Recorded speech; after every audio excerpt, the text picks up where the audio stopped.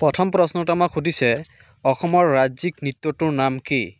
ইয়াৰে অপশ্যন চাৰিটাৰ ভিতৰত ৰাইট এনসাৰ হ'ব অপশ্যন নাম্বাৰ এ অৰ্থাৎ বিহু। নেক্সট পৰৱৰ্তী প্ৰশ্নটো আমাক সুধিছে অসমৰ ৰাজ্যিক ভাষা কি? অপশ্যন চাৰিটাৰ ভিতৰত ৰাইট এনসাৰ হৈছে অপশ্যন নাম্বাৰ বি অৰ্থাৎ অসমীয়া। অসমীয়া হৈছে অসমৰ ৰাজ্যিক ভাষা। নেক্সট পৰৱৰ্তী প্ৰশ্নটো আমাক সুধিছে অসমৰ ৰাজ্যিক চৰাইবিধৰ নাম কি? অপশ্যন চাৰিটাৰ ভিতৰত ৰাইট এনসাৰ হৈছে অপশ্যন নাম্বাৰ বি দেওহা। নেক্সট পৰৱৰ্তী প্ৰশ্নটো আমাক সুধিছে অসমত মুঠ কেইটা লোকসভাৰ সমষ্টি আছে? অসমত মুঠ কেইটা লোকসভাৰ সমষ্টি আছে?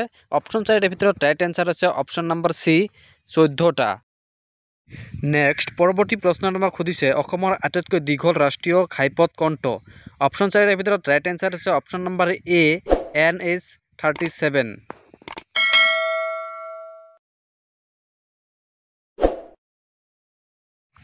নেক্সট তাৰ পৰৱৰ্তী প্ৰশ্নটো আমাক সুধিছে অসমৰ সৰ্বোচ্চ জলপ্ৰপাতৰ নাম কি? অপশ্যন চাৰিটাৰ ভিতৰত ৰাইট এনসাৰ হৈছে অপশ্যন নাম্বাৰ এ আকাশী গংগা। নেক্সট তাৰ পৰৱৰ্তী প্ৰশ্নটো আমাক সুধিছে অসমৰ আটাইতকৈ পুৰণি ৰেল ষ্টেচনটোৰ নাম কি? অপশ্যন চাৰিটাৰ ভিতৰত ৰাইট এনসাৰ হৈছে option number B Dibrugarh. Dibrugarh rail station অসমৰ আটাইতকৈ পুৰণি ৰেল ষ্টেচন। নেক্সট তাৰ পৰৱৰ্তী প্ৰশ্নটো আমাক সুধিছে অসমৰ আটাইতকৈ ডাঙৰ পুখুৰীটোৰ নাম কি? অপশ্যন চাৰিটাৰ ভিতৰত ৰাইট এনসাৰ হৈছে অপশ্যন নাম্বাৰ চি জয়সাগৰ। জয়সাগৰেই হৈছে অসমৰ আটাইতকৈ ডাঙৰ পুখুৰী। নেক্সট তাৰ পৰৱৰ্তী প্ৰশ্নটো আমাক সুধিছে ভাৰতৰ জাতিৰ পিতা বুলি কাক কোৱা হয়? ভাৰতৰ জাতিৰ পিতা বুলি কাক কোৱা হয়? অপশ্যন চাৰিটাৰ ভিতৰত ৰাইট এনসাৰ হৈছে option number B Mahatma Gandhi. Mahatma গান্ধীক জাতিৰ পিতা বুলি কোৱা হয়। নেক্সটৰ পৰৱৰ্তী প্ৰশ্নটো আমাক সুধিছে ভাৰতবৰ্ষৰ ৰাজধানীৰ নাম কি? ভাৰতবৰ্ষৰ ৰাজধানীৰ নাম কি? অপশ্যন চাৰিটাৰ ভিতৰত ৰাইট এনসাৰ হৈছে অপশ্যন নাম্বাৰ বি নতুন দিল্লী। নেক্সট তাৰ পৰৱৰ্তী প্ৰশ্নটো আমাক সুধিছে স্বাধীনতা দিৱস কেতিয়া পালন কৰা হয়?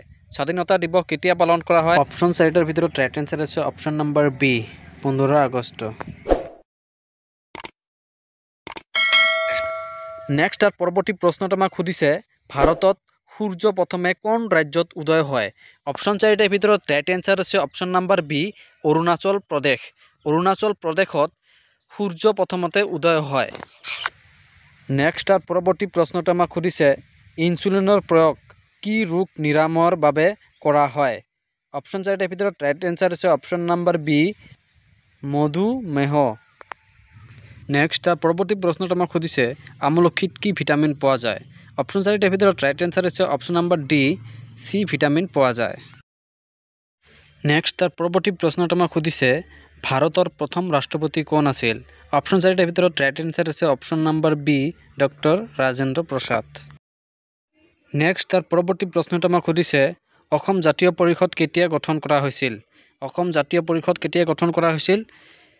অপশ্যন চাৰিটাৰ ভিতৰত ৰাইট এনসাৰ হৈছে অপশ্যন নাম্বাৰ বি 2020 চনত অসম জাতীয় পৰিষদ গঠন কৰা হৈছিল।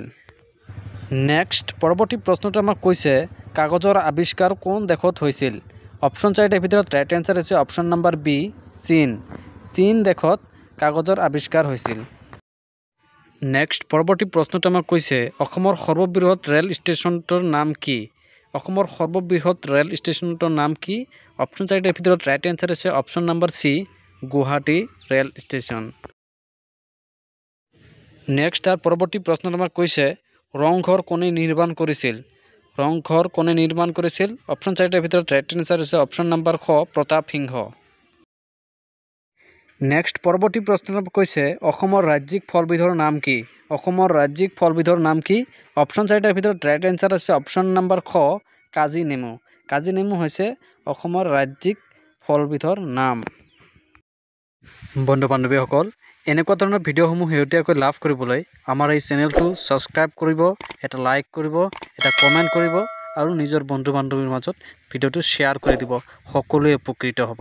ধন্যবাদ। জয় আই অসম।